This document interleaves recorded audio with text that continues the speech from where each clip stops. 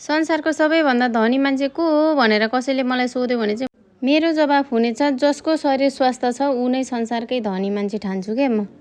So hello साथीहरू, welcome छ हजुरहरू सबैलाई मेरो मिनी ब्लगमा। आज चाहिँ मेरो हस्पिटल जाने दिन थियो नि त, अनि म चाहिँ बिहान उठेर सबै कामहरू सकाएर खानासाना खाएर चाहिँ हस्पिटल जानको लागि रेडी हुँदैछु। हस्पिटल चाहिँ मेरो माइती घरभन्दा पनि एकदमै नजिक भइसक्यो कि, बरु माइती घर नगएको 2 महिना हुन लागिसक्यो, तर म हस्पिटल गएको चाहिँ 1 महिना भइसक्यो के। जिन्दगीमा जति नै कुराको सुख सुविधा भए पनि आफ्नो शरीर स्वस्थ छैन भने चाहिँ त्यो मान्छेको मनमा चाहिँ कहिले पनि शान्ति नहुने रहेछ। बरु एक छाक खाएर बस्ने, तर आफ्नो शरीर स्वस्थ रह्यो भने चाहिँ त्यो मान्छेलाई एकदमै आनन्द हुन्छ होला क्या। हुन त त्यस्तो गाह्रो साह्रो त केही पनि होइन मलाई पनि, तर पनि कहिले पनि सन्चो चाहिँ नहुने क्या।